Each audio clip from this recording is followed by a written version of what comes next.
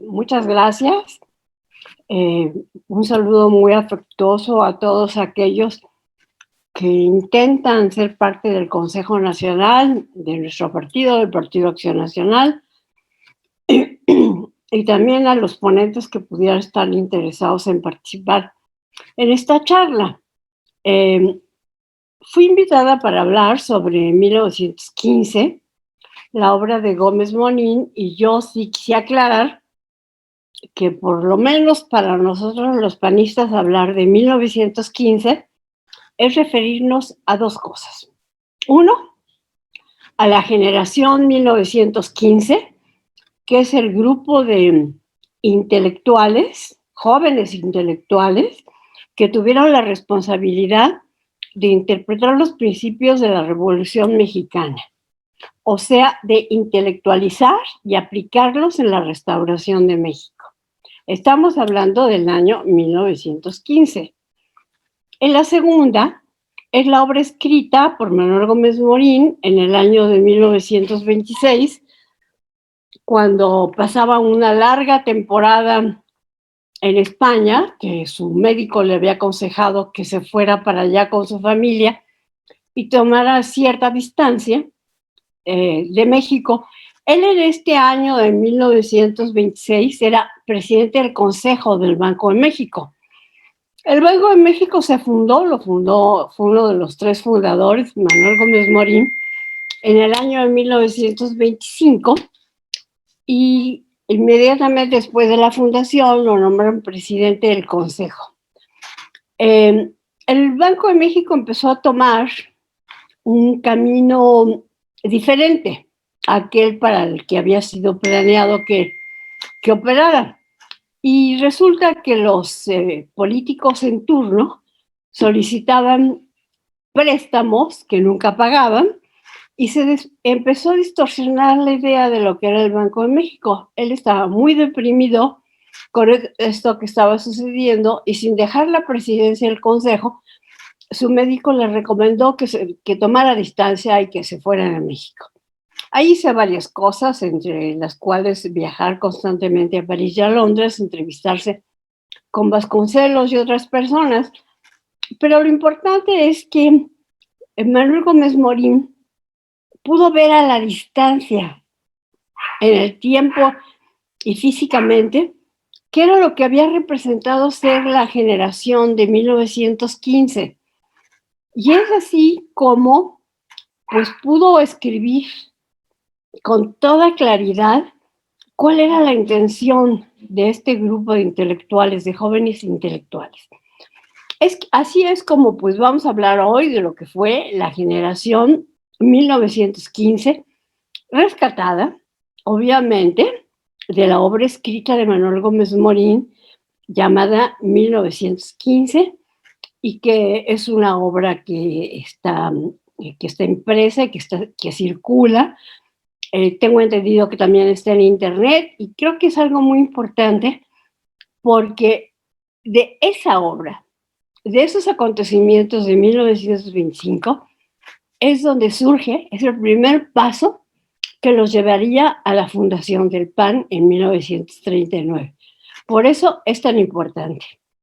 Así es que pues vamos a ver primero qué es la generación de 1915, o sea, la generación encargada de intelectualizar los principios de la Revolución Mexicana.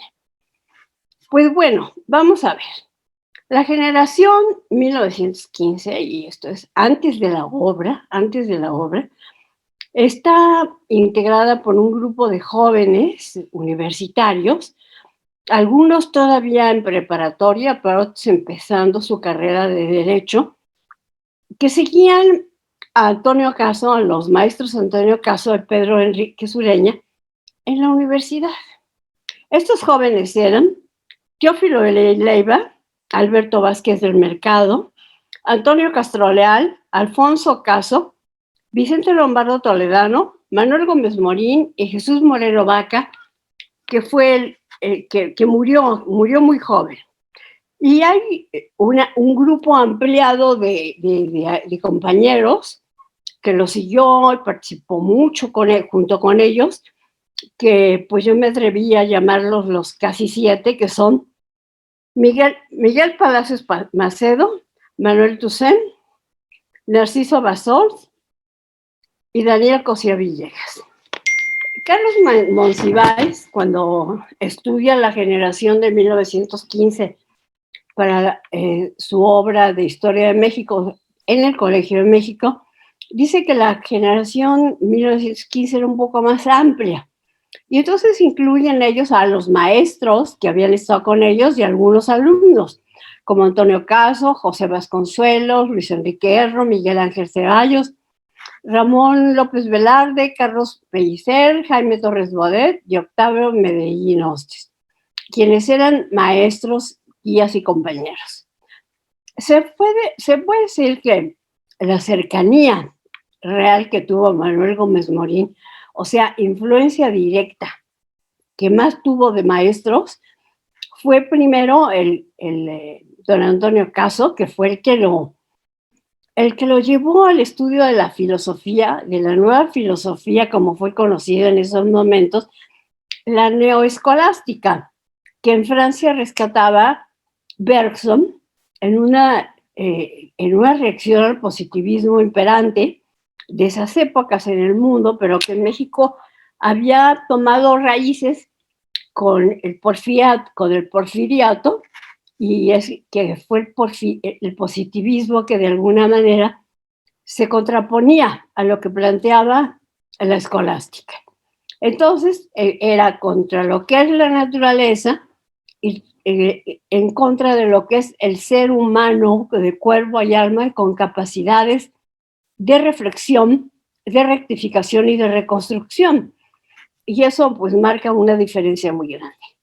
El segundo personaje que influye sobre Gómez Morín en esos años jóvenes de su primera juventud es Vasconcelos, que siempre se refirió a Gómez Morín como su alumno consentido, preferido, y que con el que juntos hicieron muchos proyectos, tanto intelectuales como políticos.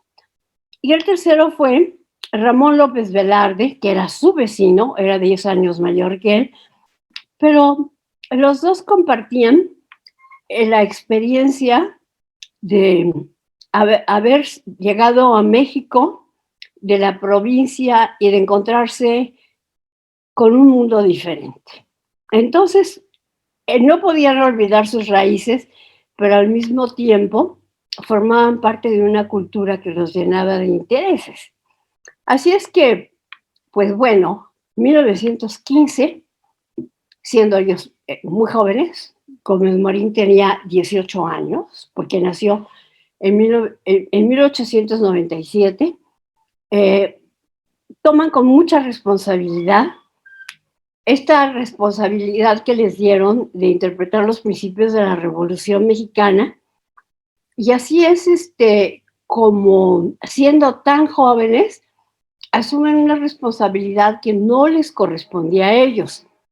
En todas las luchas armadas siempre hay un grupo de intelectuales que interpretan el sentido de estas luchas. A los que les correspondía haberlo hecho era el grupo de los ateneístas, pero los ateneístas se habían dispersado y ellos, pues, los ateneístas, algunos, habían tomado el camino equivocado pues, después del crimen de Madero y de Pino Suárez, y algunos de ellos incluso habían seguido a Victoriano Huerta. Pero claro, fue algo que rápidamente los hizo pues avergonzarse de esta actitud y se exiliaron, se fueron a Estados Unidos.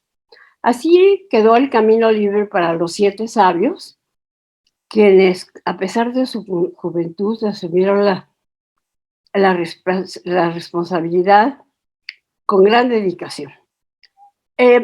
La generación del grupo de los la generación de 1915 con los 7 sabios tienen la responsabilidad de intelectualizar la revolución y del nacionalismo mexicano. Y entonces con eso, ya ahora sí, vamos directamente a entender qué es lo que es la obra de 1915 de Manuel Gómez Morín. Esta obra tiene 3 etapas. La primera etapa es la etapa del diagnóstico. Tratan de recuperar lo malo del momento revolucionario, en la cual imperaba la retórica, el desorden, el abuso, el oportunismo. Había desconcierto, la Revolución Mexicana estaba a punto de naufragar porque se estaban repitiendo los patrones. Todo aquello que habían combatido de la dictadura, pues llegaban los revolucionarios y aplicaban las mismas actitudes. Entonces se tenía que hacer algo y por eso fue esa convocatoria tan urgente a interpretar los principios de la Revolución Mexicana. En la segunda etapa se convoca a un nuevo punto de partida. Esta generación, que Manuel Gómez Morín llamó la generación eje, se apoya en el dolor de México, el dolor que México había sufrido y especialmente el dolor que los mexicanos habían sido capaces de causarse unos a otros. Es muy interesante que puedan leer 1915 porque van a sentir cómo estos jóvenes tenían una responsabilidad muy profunda dentro de su ser, porque estaban rodeados de sentimientos encontrados, de que había un país lastimado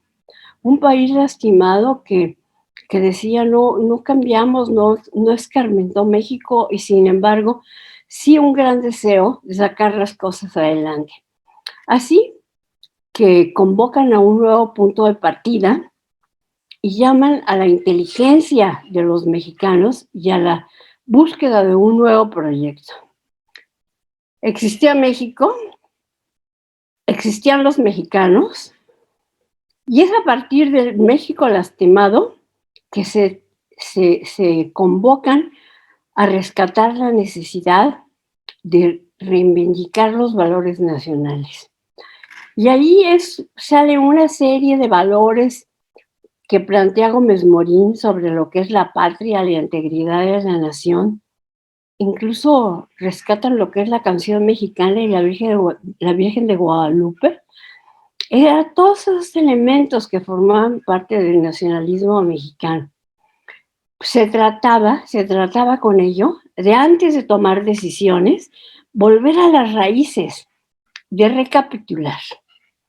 Entonces, con este catálogo de elementos sobre lo que era México, la generación se apoya, y aquí es donde está la esencia de 1915, y esto sí lo voy a leer porque no quiero que se me vaya nada. La generación llama, sí apoyados en el dolor que vive México, a alzar la bandera espiritual que los convoca a definir tendencias, a afirmar valores, a hallar dentro del campo común de acción una nueva verdad y encontrar la nueva ideología de la vida mexicana que los obligue a abandonar la retórica para resolver en la acción los grandes problemas de la vida mexicana.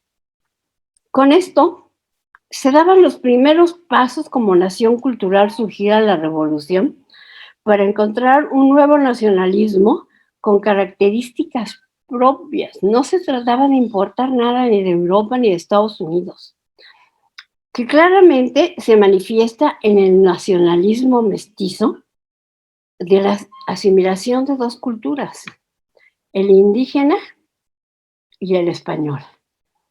Esto lleva a la tercera etapa. ¿Cómo? Ya están planteado de dónde venimos, qué somos y qué necesitamos ser.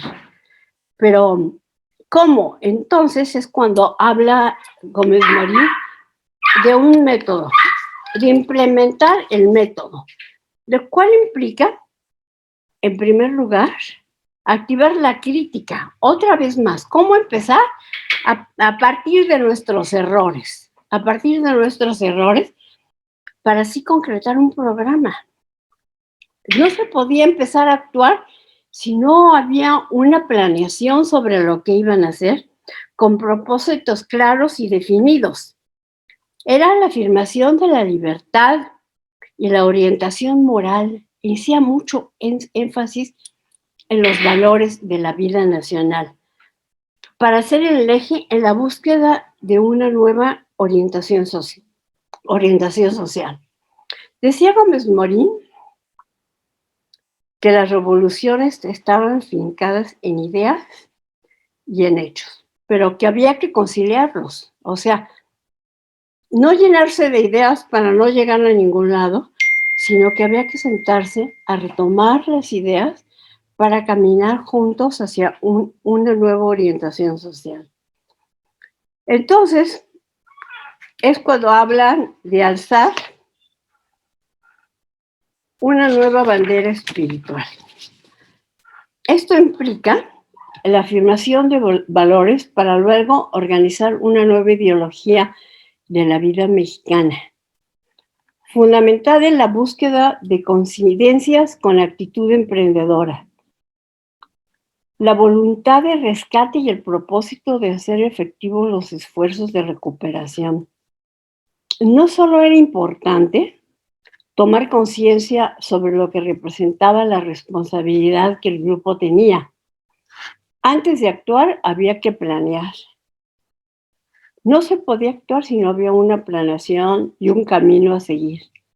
Esto tenía que ser producto de la reflexión y trata de evitar caer en errores. Hay que analizar, hay que intentar. Y entonces es cuando aparece la técnica. A Manuel Gómez Morín, la idea de la técnica lo acompaña toda su vida, porque la técnica era no improvisar, era ser parte de un proceso. Entonces, él no estaba de acuerdo con el eficientismo. Decía que había que buscar una idea que respondiera a los ideales claros y determinados que dieran respuesta a una serie de propósitos planteados. Buscar los medios adecuados era fundamental y para lograrlo siempre tener un criterio inicial y nunca perder ese criterio, supeditado a todos los intentos. Con esto podemos sintetizar que el punto de partida que Manuel Gómez Morín plantea en esa larga lucha iniciada en 1915 del rescate de México en los tiempos actuales y las desavenencias que nosotros estamos viviendo, es vigente porque sí estamos en un parteaguas, ¿no? ¿Hacia dónde vamos? ¿Qué pasó? ¿Por qué el caos? ¿Por qué el desorden?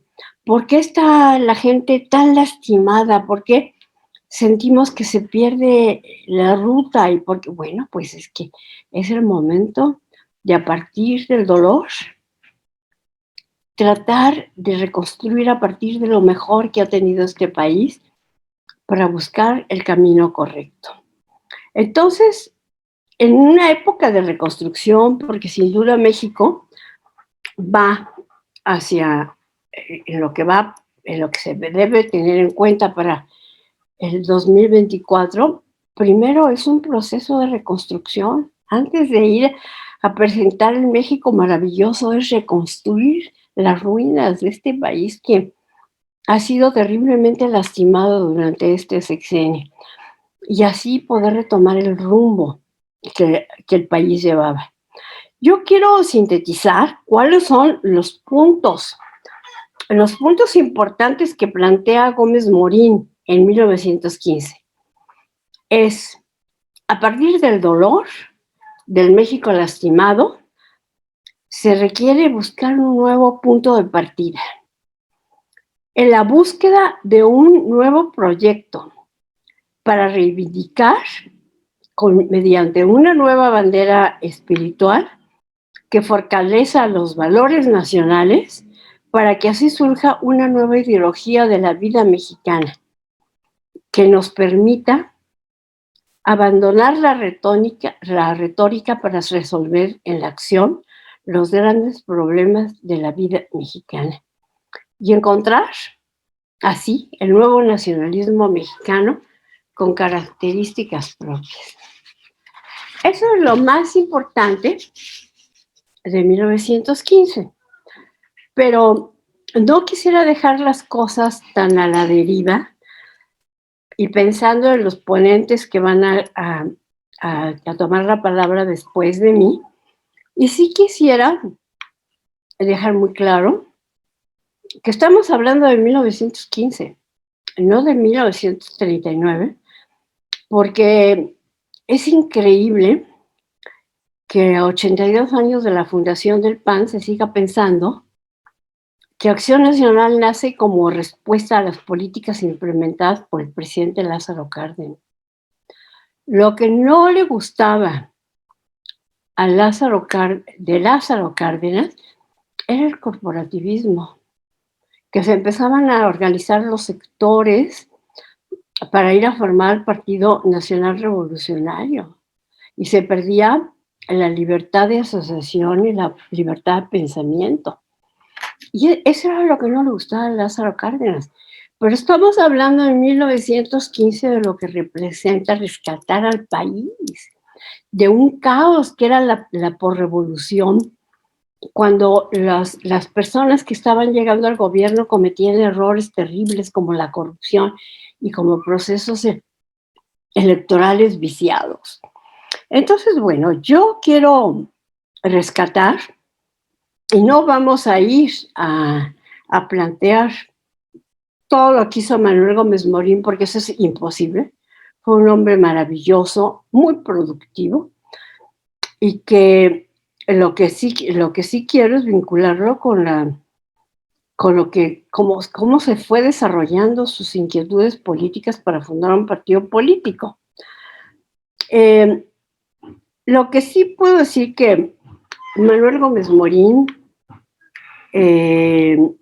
participó y fue asesor, sin ser parte de los gobiernos post-revolucionarios, elaboró muchas leyes fiscales de moneda y de crédito, fundó instituciones públicas como el Banco de México, el Banco de Crédito Agrícola, Banobras, los almacenes generales de depósitos, dejó los estudios listos para la fundación del Seguro Social y en lo referente a instituciones privadas, pues fundó el Banco de Comercio, Bancomer, fue directivo del Banco Londres y México, hoy Santander, y fue asesor del Grupo Monterrey en primera línea.